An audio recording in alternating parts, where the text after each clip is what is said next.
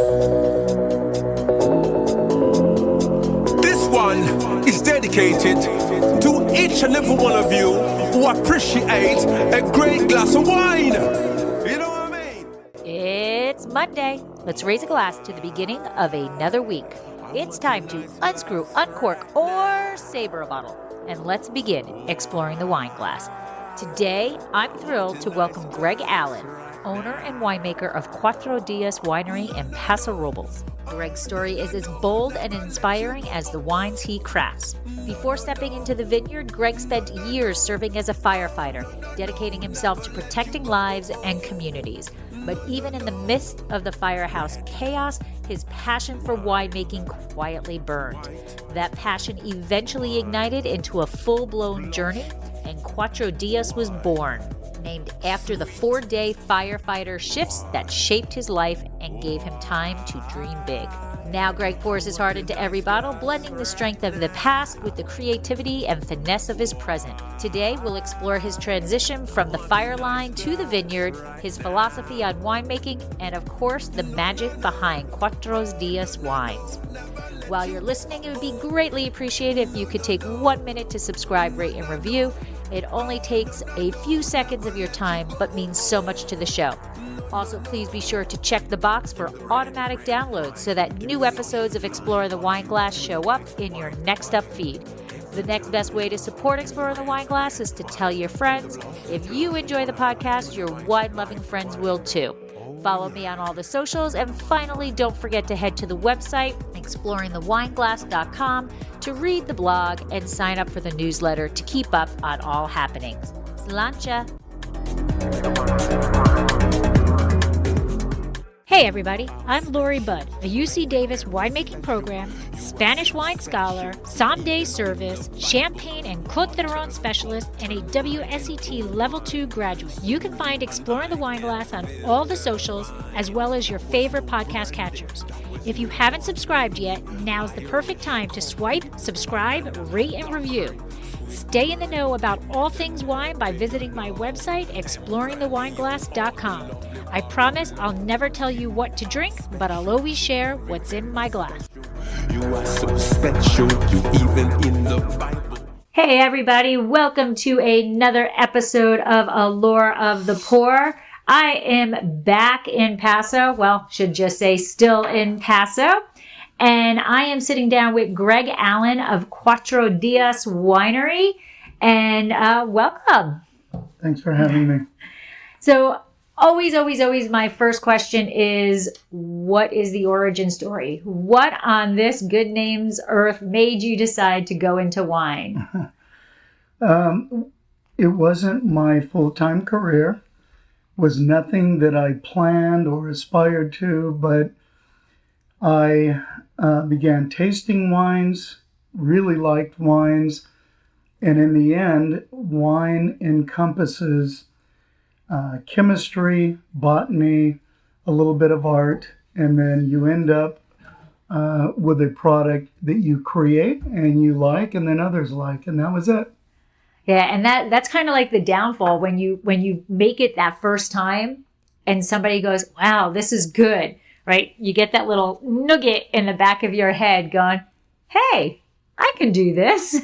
And it always starts off in a garage or a kitchen and then finds its way into much larger formats. Right, yes. Right.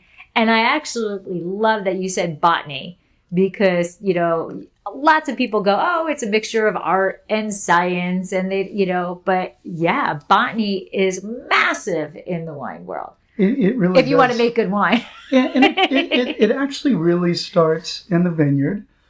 And you always have to have respect for the ground, the plants, and the farmer.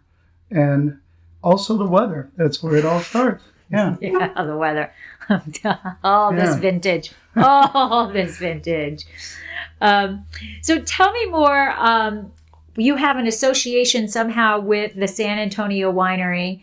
And I think it's kind of cool. I heard this in mumblings in the past, didn't really look into it. But it's actually, the original winery was in LA, right? And is it still there? Because blows my mind every time I literally just came back from LA on Sunday, and blows my mind that there could be a vineyard anywhere in the middle of all that traffic. So San Antonio Winery, what originally happened is when I started taking classes, and at the end of your winemaking education, you really need to be an intern. And it's where really the hands-on portion comes. When they tried to place me, their thinking was I was in a winery area. And when I told them I lived in the Los Angeles area, my options were going to end up being Temecula, maybe even Malibu. And I got a call back one day and they said, there is a winery in Los Angeles and it's San Antonio. San Antonio occupies what, as I remember, at least 2 blocks downtown. Very historical winery. Here in Paso Robles, you'll find San Antonio here and also Riboli, which is the family that runs San Antonio. My issue is when you try and make small lot craft wines and you show up at a place like San Antonio, it is totally a different type of winemaking. There's no vineyards there, but they are scattered everywhere here on the Central Coast. They pick up, they would oftentimes press whites and bring them down on tractor trailer, and we would take care of the wines there. I would recommend for anybody to go down, take the tour. It's very historical, massive tank farms. Anthony Riboli, owner, how many generations they're into it is amazing. But a great winemaker. They had 2 winemakers there, and I showed up and they assigned me to those guys, and great lab there, but they do everything, stem to stern, and it was totally something I needed. I needed to see that type of winemaking, yeah. Okay. So they're processing someplace else and then bringing the juice down to LA, or they're processing in LA? They do a little of everything there, but they were pressing whites here in Paso Robles, putting them on tractor trailer, drive them in, and then you would offload and pump them into tanks. Okay. And they are very organized. They have great wines.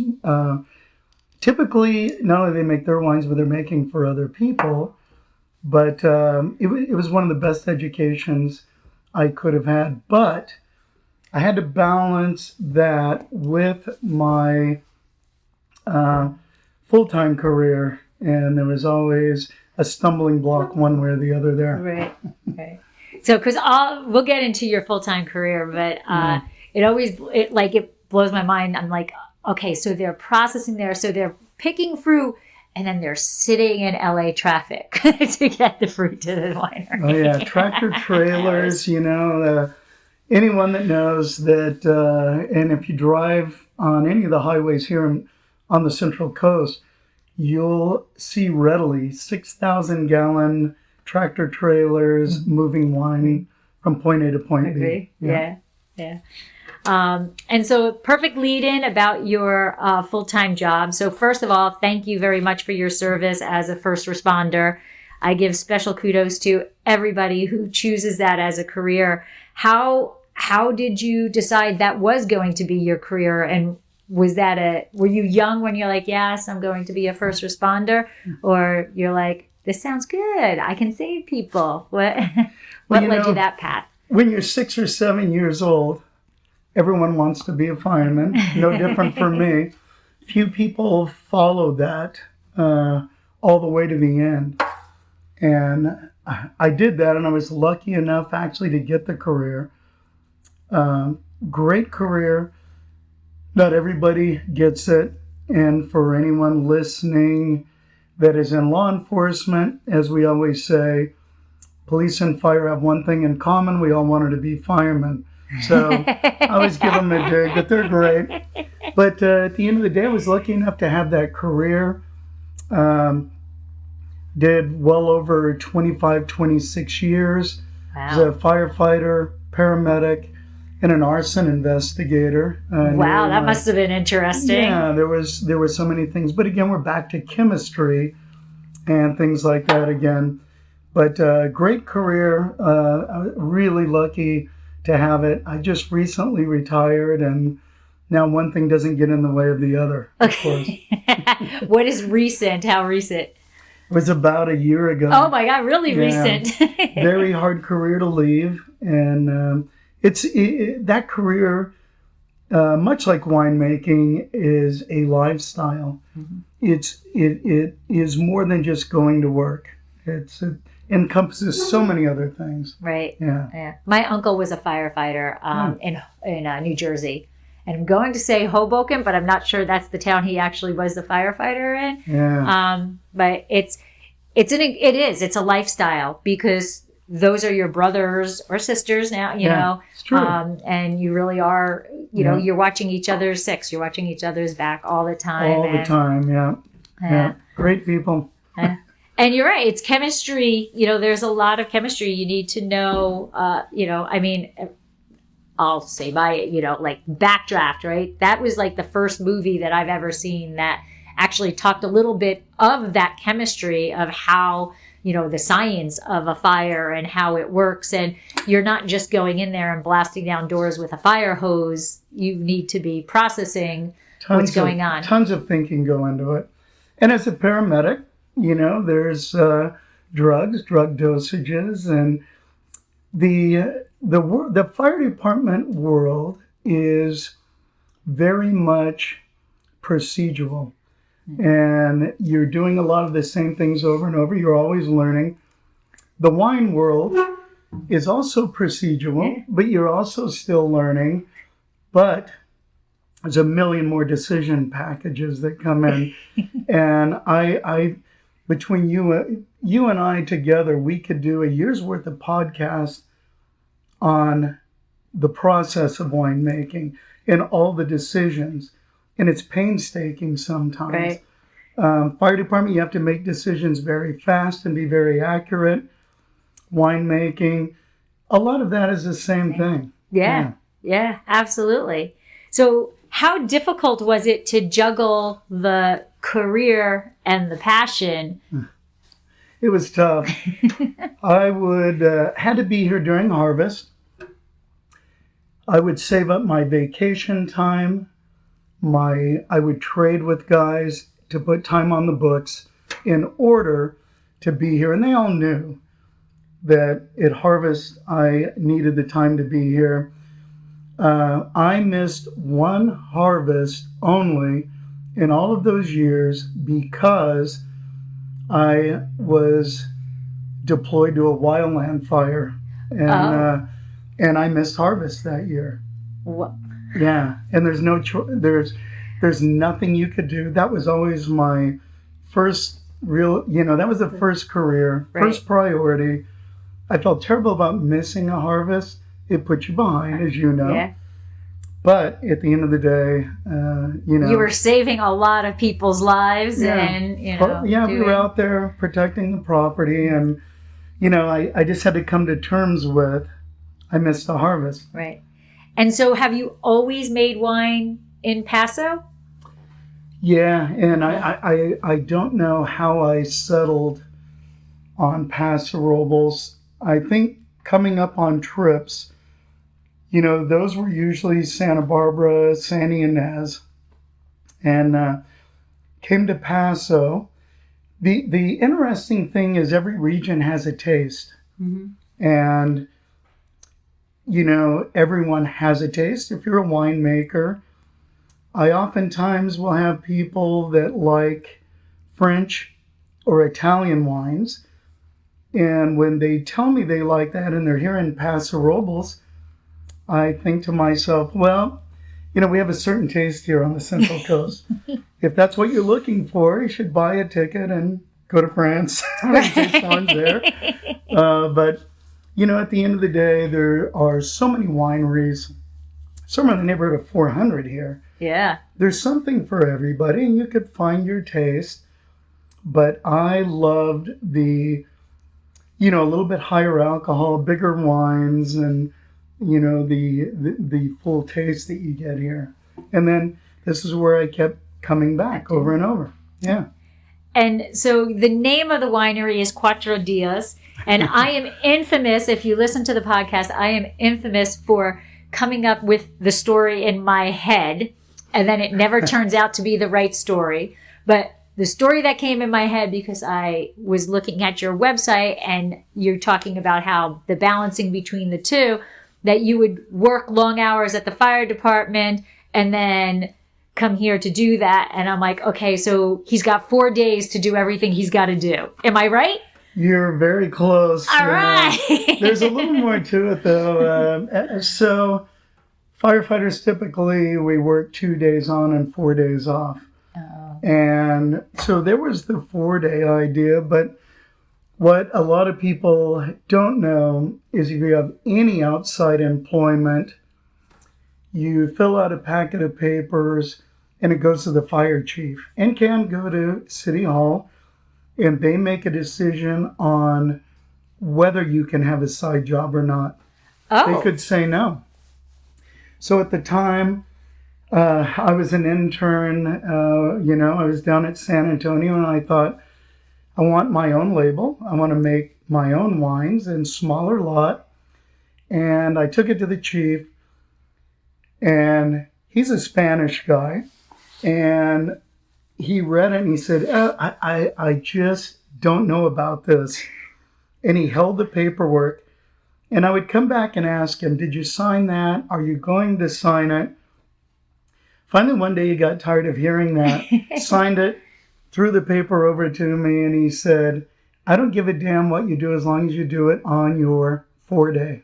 Okay. So he actually inspired the name. And, nobody's ever going to buy a wine that says 4-day on the label. So I had to put a little bit of a spin on that name. But that's how I got to it. Oh, all right. All right. So I was sort of close. That might be the first time ever. Yeah, that was close. That's it. That's interesting. But I guess I get it, why they want to make sure they know, what what the firemen are doing or paramedics are doing on their off days, because it can really impact your on days.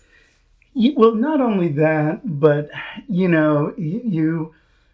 there's a standard for policemen, firemen, people in city work, and you are beholding to your department, the people you work with, the people you work for, the taxpayer. Mm-hmm. And so I don't know what I would have done. I probably would have just been more persistent. But, finally one day I guess I wore them down, and here we are. There you go. And that was how many years ago? Oh, that was sometime maybe... Gosh, that is over 20 years ago. Wow. Yeah. Wow. Okay. Yeah, it's been a long time. Yeah. Yeah. And so being in Paso this long, or seeing the wine industry for this long, what would you say are some changes, either positive or negative, changes from when you first started here to today? And are you 100% in Paso now? Are you living here, or... I still live in the South Bay, Los Angeles area. Okay. I'm live in Palos Verdes Estate, okay. So I go back and forth. I live here during harvest. But the wine industry now, and anyone listening to this, and especially generationally, people taste different things, and they like different products. Right now, it seems that people are buying like canned, that's bubbling, a new thing. Yeah. And when you're looking at those kind of things, you can either stay true to what you're doing, or you could venture out and try and make those things. I'm here to say, everything that comes along behind wine or plain liquor, that'll never change. Wine's been around since the beginning of time. Yeah. And you could add a lot of things. I believe these things come and go all the time. And you see it in the market. So the thing you don't see go away is wine, bourbon, all the things that have been around since the beginning. So I think this will go for full circle, will come back around. I think the positive in wine, there's so many positives, and anybody making wine, you have to stay on the cutting edge, keep educated, go to seminars, listen to podcasts, you listen to UC Davis offers, there's always something to learn and improve on. Then there are products. For instance, you might use Lafort products, Enartis. There's always new things, and those items or those products are so scientifically based and tested. You have to stay on the cutting edge of everything. And here in Paso Robles, many, many people do that, and it shows in their wines. Yeah. Absolutely. So you source all of your fruit. Source everything. Okay. Why do you see this as an advantage, and how do you find your vineyards? So sometimes the vineyards find me, but if I could go to somebody's tasting room, taste something I really like, and it's a vast majority out there of, you walk in and taste a Cabernet, and you ask the winemaker or the owner where they got it, and typically they can give you somebody's name and number, and you could go get it. So there are places I've worked with for a long time, and you go back to them, but there's a curiosity of what is over on that other hill, and is that Cabernet better than this Cabernet, or is that Syrah better? I've sourced as far out as Monterey County. I've sourced out of San Ynez. And the thing about wine is there's a million combinations. It's like trying to open a combination lock every time and having to try different numbers till you can open it. And that is maybe something you hold on to, but very, very difficult. And then the season changes, the water changes. Sometimes the fruit is better one year than the other.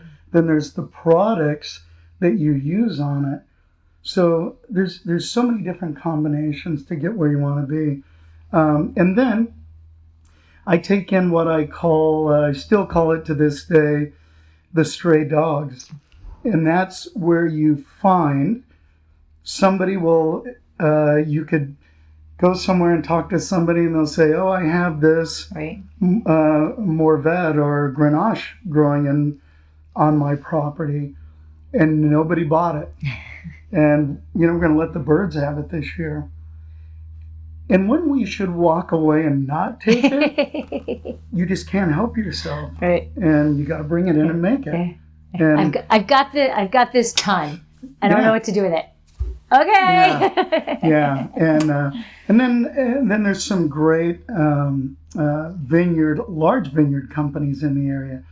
There's Will John Farming. There's Clavo. There's JD Farming, Domingos, and they'll drive up, and sometimes it's like the Girl Scout cookie story, and they've always got something growing somewhere, and you just can't pass it up, and so you bring it in.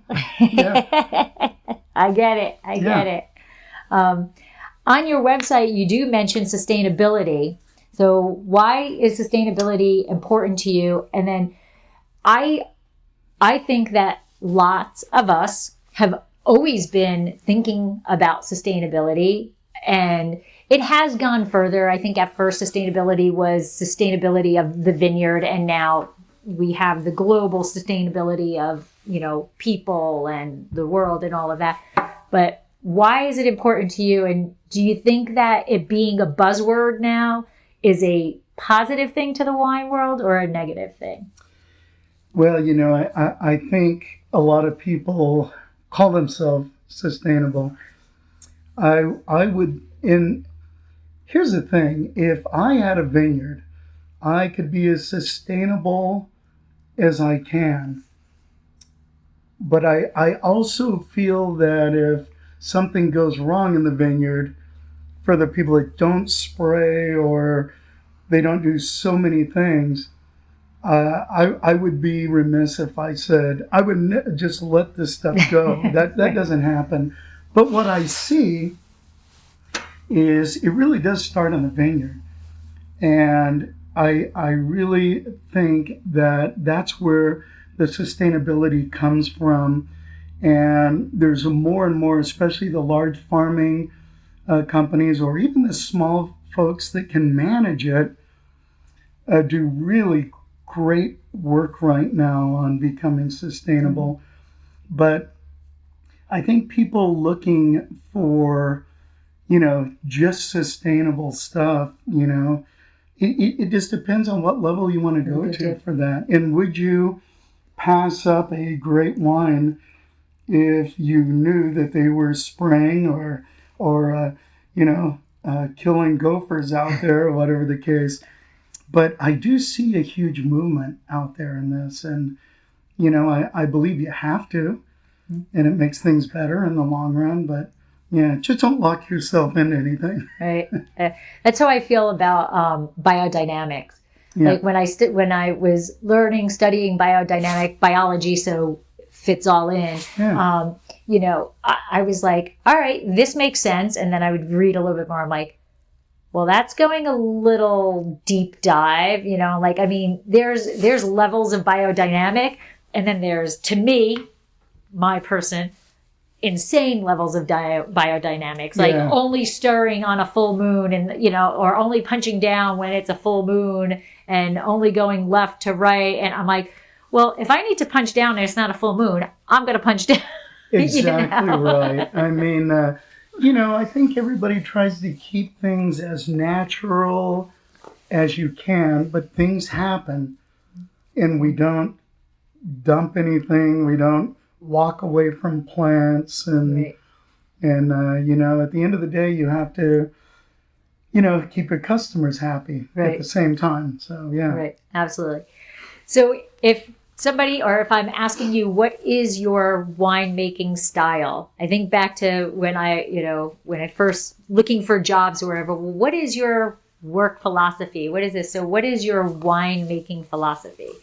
So like I mentioned before, mine is really, I start planning a month to 2 months even before harvest. At that point, you start looking at weather, where you're getting your grapes from, what the plants are like. And no matter what, if you stick to anything in winemaking, you're going to have a problem. And then even the day you get here and look at the fruit, it changes. So I like the style of wine that I make. Like I said, it's a little bit bigger. Maybe sometimes the alcohol is a little bit higher, but I like it for whatever the customer wants, but I have to make myself happy at the same time. But if I said I came in here, I tell people all the time, making wine is not going out and getting a recipe for chocolate chip cookies and making the same cookie every time. And if anyone has gotten a recipe from someone, it never comes out the way it came out over at somebody else's house. So I really don't I follow the plant, I follow the grapes, and wherever that takes you, you have to think fast as things are fermenting and to get it. When I went to school, they talked about, and I tell people this all the time, the wine shepherd. And it's a great story about bringing in these outstanding grapes and being the shepherd that just guides them to where they're going to be. And then I figured there's the winemaker. And the word make means force. And so you kick it, beat it, punch it to get it where you want it. So I don't know, a little of both. I guess if you're buying $16,000 a ton fruit in Napa, and you might be the shepherd, but guaranteed if it goes off the path, you're going to make it do what you want it to do. Right. So, yeah. Right.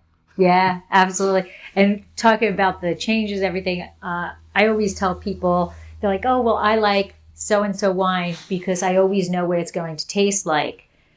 And I always go, okay, I want to go, okay, let's talk this through.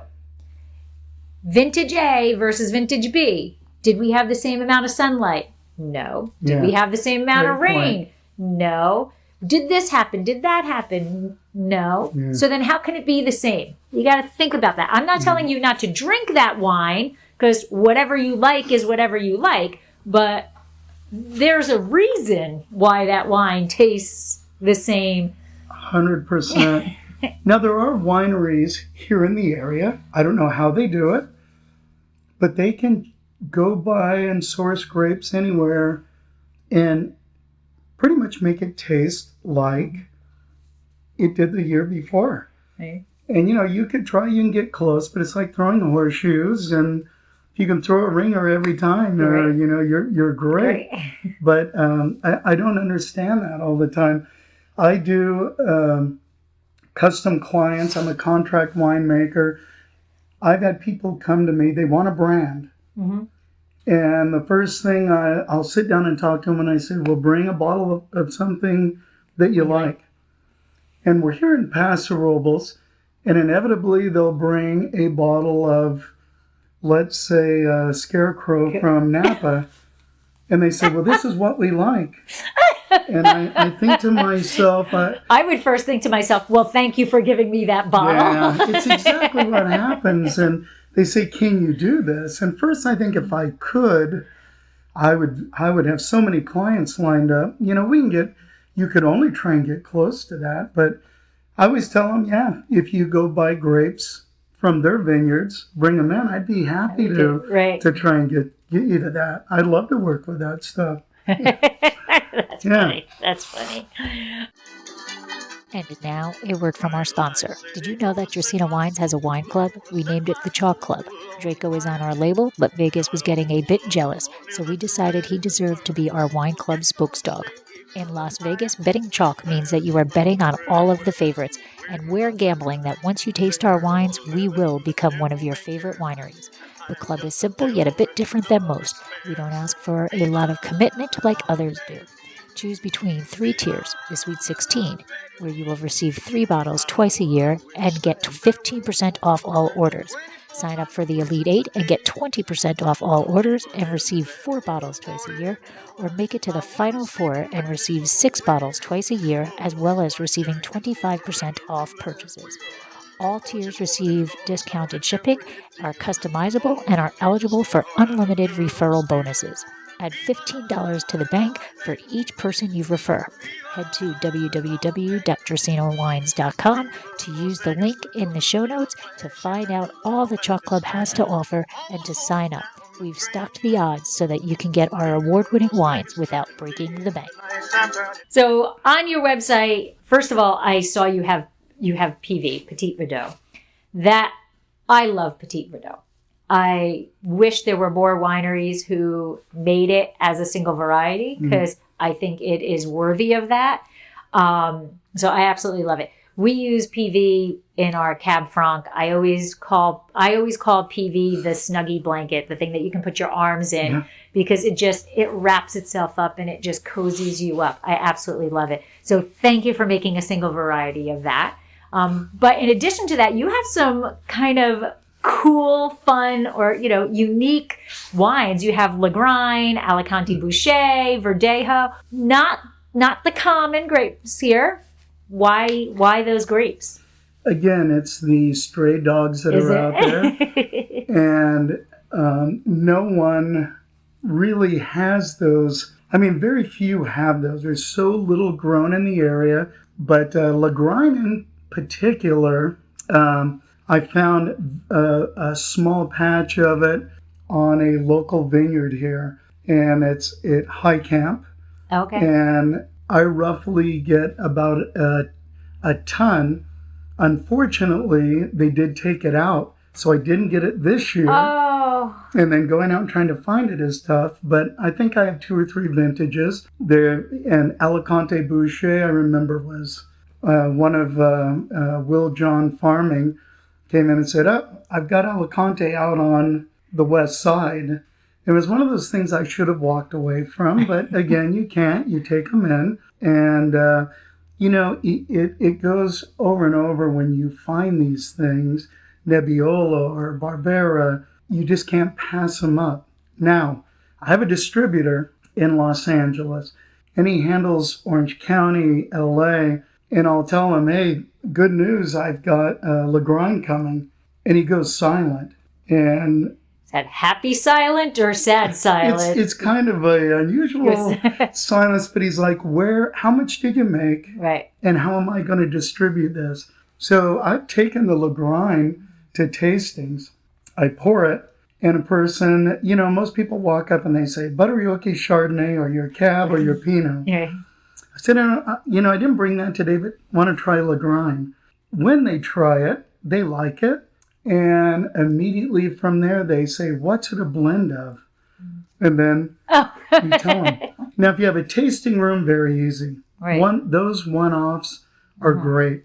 And of course, secret to that is telling people there's only 25 cases. So if you don't buy it by the case, you'll never see it again. And a lot of times they'll take it for that. But again, you know, even if you're listening to this, you know where to find me. If you got something unusual, give me a call. Yeah. I mean, this is so stupid, but Alicante Boucher, every time I hear that grape variety, this is so bad. I probably should edit this out, but I wouldn't. Every time I hear it, all I think about is Waterboy. And it has nothing, it's just when Alicante Boucher, and he like just how you say it just makes me think of Adam Sandler and Waterboy. Just complete sidebar. Yeah. Has nothing to do with wine, anything like that. Well, it just makes me laugh. Yeah. You know? And there's a funny story. I tried to buy Alicante from a vineyard a year ago, and the plants were diseased. Oh. And towards the end of harvest, the owner said to me, "Just going to let it stay on the vine. It won't get ripe. It will not get ripe. So we're just going to let it go and we're going to pull them out." So I remember asking, I said, "Well, what's the bricks out there?" And at the time, I think it was like 12 or 13%. So he said, "Let's do this. Pick the grapes, bring them in." They came in, they were beautiful, but they weren't going to get ripe. And I figured I pressed it and made a rosé out of it. Now, Alicante Boucher or Alicante is a Torrentine. It's black skin, but black on the inside. To make a rosé from that, you know, people today are looking at the Provence style rosé. But I thought, it's going to be dark, but it should be good. It came out outstanding. The taste was outstanding. And, you know, another thing here is if you like the Provence style, that's great. But try every rosé. Right. There's a million hues of color rosé. Try them all. Right. And see what you like. Right. Yeah. That's what I tell people when they come in. They're always like, "Oh, well, I don't drink this," or "I don't drink that," or, you know, and I'm like, that's what a dump bucket is for. And in all honesty, you're getting like a 1.5 ounce pour, whatever. Yeah. Is it that bad to give it a try? And lots of times, people are like, "Oh, I like that." And I'm like, see, you can't just generalize. Like, you cannot put all rosé together. Yeah. You can't put all Chardonnay together. You know, True. There's, you know, you just you can't generalize like that. Yeah. You're here to enjoy yourself in wine country.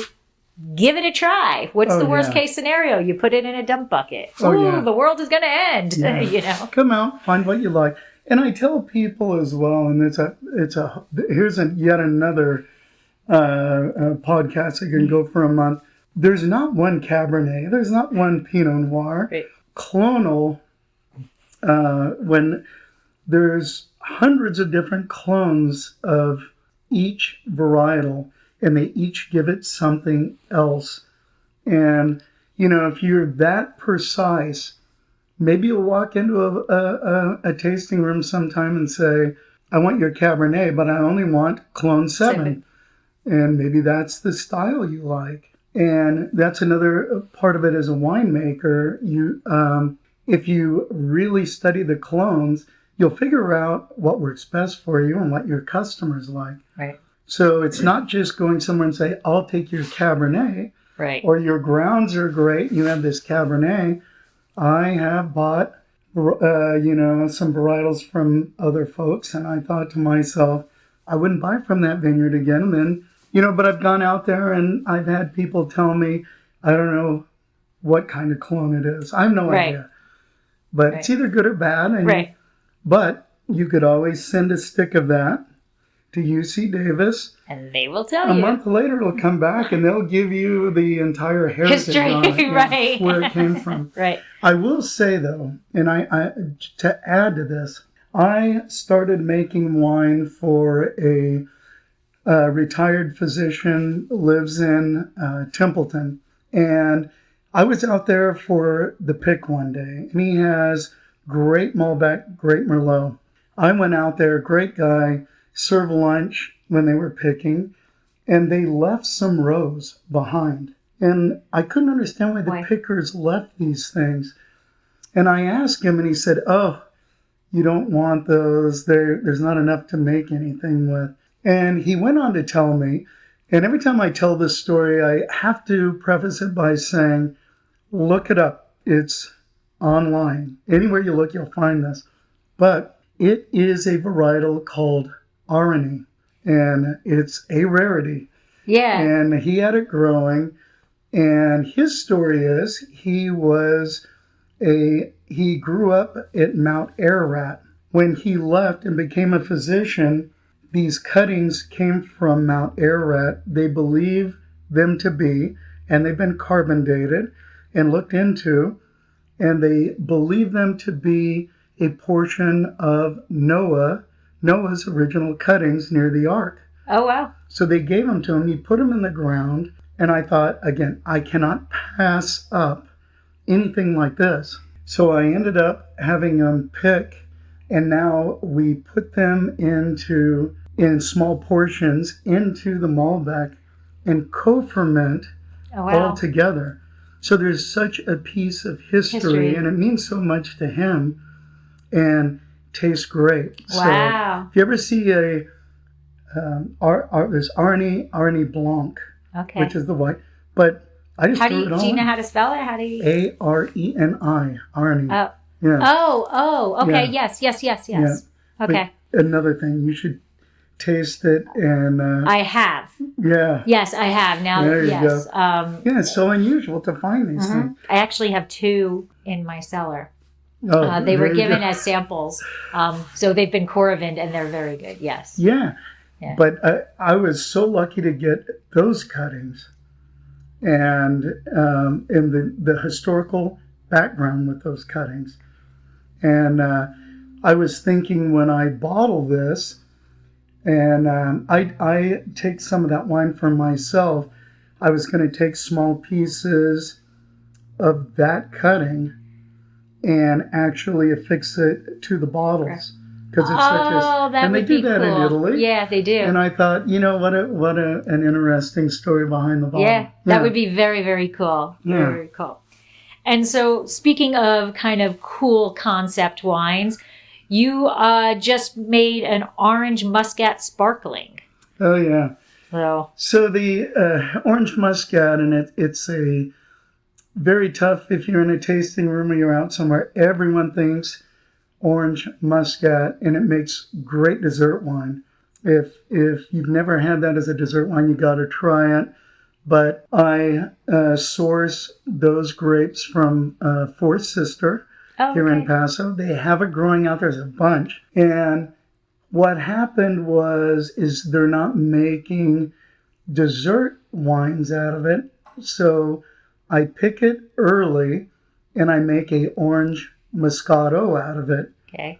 And, it's about 11 or 12% alcohol, but it has that great citrus, orange and tangerine. The nose is great.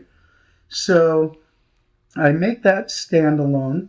And by the way, if you put out a cheese board, it's the best thing that you can have with that. Comes out great. But I split the batch, and I took a tank of that over to Tackett Winery over in San Miguel. That guy's a master of making sparkling. Okay. It was made into a brut.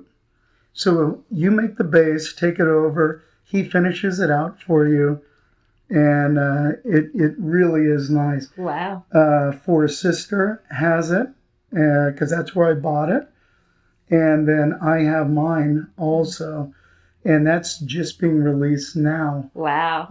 And always remember at the end of Muscat and Moscato, two different things. Yes. One will be kind of off dry, and the other certainly comes in like a 375, and you're pouring that baby over ice cream. And 18% alcohol, and the sweetness is there, but it's also very good. Yeah. Yeah. I just love the aromatics. Yeah. It is such a beautifully aromatic wine. And I made... Or grape, I should say. Oh, yeah.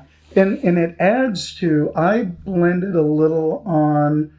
I made a Malvasia, and I blended a little Chardonnay, and then at the end I blended a little bit of the orange Moscato on it, and it turned out to be a beautiful aromatic wine. Yeah. Yeah. Well, you're picking things that have lots of pretty aromatics into it, so. Well, that's what white wine should be, really. Yeah, absolutely.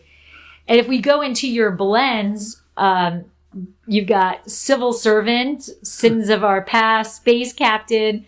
Love the names. I understand, or I think I understand Civil Servant. Yeah, you got that one easy. Yeah, but Sins of Our Past, Space Captain has got me curious. The Space Captain came from... I have a great sound system in the winery here. At the time, I was blending wines one night late prior to bottling, and putting blends together to a winemaker is one of the best times, but one of the most confusing times. But that night, and of course, I'd been drinking all along because you got to taste everything. And I was listening on Pandora, and they had it was a live concert of Mad Dogs and Englishmen, Joe Cocker. Oh, and a song came on, and it was, I'll probably get sued for this or get cease and desist, but it was Space Captain. And that song, and there's probably people listening to this that know what it's about, but it's about two groups coming together somewhere and they cannot get away. They're all stuck there together.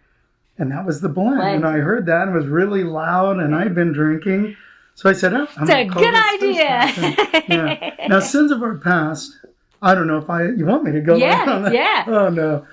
Well, so that came down to, I was up here one year making wine, and I ran into an old girlfriend. Uh-oh. It was it was from high school. And I thought to myself it was the girls you date. And you see them now, and they're great. They've moved on, and they've done way better than they would have with me. And I thought to myself, what did I miss? What did I pass up all those years? And then it came to me, Sins of Our Past is, All right. There you go. Does she know she was the inspiration of that? I realized at one point that, you go back, and there's a forgiveness in going back and saying, hope I didn't mess your life up, but here I am. Yeah. That's awesome. So where do you see Cuatro Dias in the future? What are your goals for the winery? Just keep going, be true to the taste and the process, and whatever fads come around, like I said, wine's not going anywhere. It started in the beginning. We're going to be back to the basics of wine. Just keep making it. I'm looking now. I'm retired. I want to put a tasting room in here, and then you're closer to customers and having a good time and closing that door, but then having much more time. I pick up a lot more custom clients. I love if somebody wants a brand built. They're retired. They want a brand built from stem to stern. Not a problem. And after all these years, it seems much easier to do that now. Okay. But, I think all in all, I just keep doing what I'm doing and having a good time. As long as it's fun, you keep doing it. Exactly. There's no misery in this. Exactly. Yeah. Exactly. Well, there is. There's little spikes here and there. Yeah. Yeah, but you can just open a bottle and drink a little, turn the music on a little bit louder. Gives you a new inspiration and all is good. Yeah, look at the sunset. And just keep going. Yep. That's it. So, is there anything you as a current winemaker wishes that you could go back into time and tell you as that rookie winemaker or young winemaker? Gosh, I think it evolves so much every harvest, every day. I don't know that there's anything that I would do differently. I think everything I do, I have to do more. There's never an end to the education. Okay. Never. And I go online sometimes and I watch these great lectures from UC Davis. I think they're from the 60s or 70s. And I look at and I've taken so many classes there, and they look at everything as like the white wine, the Chablis or whatever, and the red table wine with the low alcohol. And I think that's where, and there's origins even further back, of course, but that's kind of what wine was.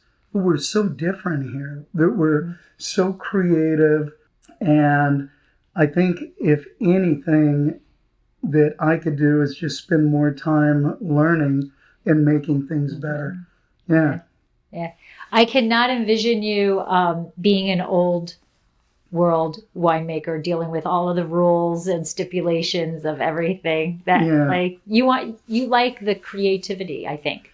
Well, yeah, because you're not making Alicante Boucher or Orange Moscato Sparkling in the old world. Well, I tell everybody, it's a funny story that, somewhere in the prison system, there's guys making Bruno, right? They're winemakers. Yeah. It might not be good. It might be good. I don't know. It does the trick. Might add a little extra, whatever to it. It is. But, since the beginning of time, people have been making it better. And, we owe it to the industry and to customers to continually learn. Yep. But the other side of that is not just the happiness of making the wine and it magically goes in a bottle and everybody likes it. There's all the issues about wine. And there's tons of chemistry and things that go wrong and steering your way through it and coming out at the other end with something that is good. So it never ends. There's always more to learn and make things better. And there's always another grape out there and another vineyard and there's something else to learn or work with. Yeah. Absolutely. All right. And so are you, is Cuatro Dias on social media? It is, and I'm not the person that does anything. You're not the person behind the phone. I always have to, I hire people. Well, you know what? That's a smart thing to do, right? Yeah. So sometimes you need to know what you can't do. Yeah. And instead of fumbling with it, have somebody who knows what they're doing behind it. That's why winemakers are a mess. Our compliance is behind, our accounting is behind, our logistics are behind, and, social media, having somebody set that up, take care of your wine club, and, I do tastings all the time. It's always whoever sells my wine tells me, when to be there, when to leave, how much to drink, who to talk to, and I'm good with that. And I follow directions pretty well, so it's all good. Yeah. All good. So social media, I'm sure they can just look up Cuatro Dias. Yes. Facebook. I think might even be an Instagram out there. All right. Yeah, find me online. I try and put in where there's tastings and anything else. I love to see people come out that I've never met. Yeah. Okay. And so that's my next question. How can people taste your wines? Because tasting room coming soon, but how does somebody taste your wines now? Really easy if I'm here. Oh, all right. Just call. And people could come in. I give them barrel tasting, taste out of a tank. People love it. Yeah, you want to see how wine is made. Maybe you like that, maybe you don't. Yeah. But, back home in the South Bay, I'll do in-home wine tastings for people. I do wine tasting in wine shops, restaurants. So if they go to your website, they can your number is there. They can just call you and set up an appointment. Oh, yeah. And the website is Cuatro Dias Winery.com, I'm right? pretty sure that's what it is. Okay. But you'll we'll have links somewhere. Yeah. Right. We'll have links in the show notes. Yeah. Thanks for doing that. I found the website by just putting in Cuatro Dias, and then Google did the rest. Yeah. See, so that's good. That's what you want to be in life. In most cases, it's good if somebody could punch you in and find you, and it's not a bad something you've done wrong. It's something you've done right. Absolutely. And they can absolutely order online from your website. Absolutely, yeah. And you want to talk a little bit, I saw you have a couple of different clubs. I thought it was really interesting because your clubs are set prices. So. Yeah, and first off, if there is a civil servant discount where a person can find, I think there's a link there, and, you put in a code, policeman, fireman, military, so they're discounted there. But the wine club, we just figured we would make choices and put them in and try and keep the pricing the same. Mm-hmm. So I want people to expect what's coming rather than... my gosh! Imagine, there's some great wineries out there, but all of a sudden you find, here's a $600 fee, and that either... Some people don't like that, and they might not stay with you. But I'm pretty. What you see is what you get. Yeah, you can count on me. Awesome. Yeah. Well, I want to thank you for sitting down with me and talking about the winery. I love the history. I love it all. And again, thank you for your service as a first responder. It really, as I said earlier, it really is military, first responders, all that. It's a special person who dedicates their lives to others. So thank you very much. And I look forward to when you have a tasting room, seeing you there and maybe doing some barrel tasting. Oh, great. So, thanks for having me. All right, thanks a lot. Thanks. Give me the red wine. Give me the white wine. This has been another episode of Exploring the Wine Glass. Thanks for listening. If you have suggestions on what topics you would like me to discuss, please reach out on social media. You can find me on Twitter, Instagram, and Facebook as Exploring the Wine Glass. I am also on LinkedIn as Lori Hoyt-Budd.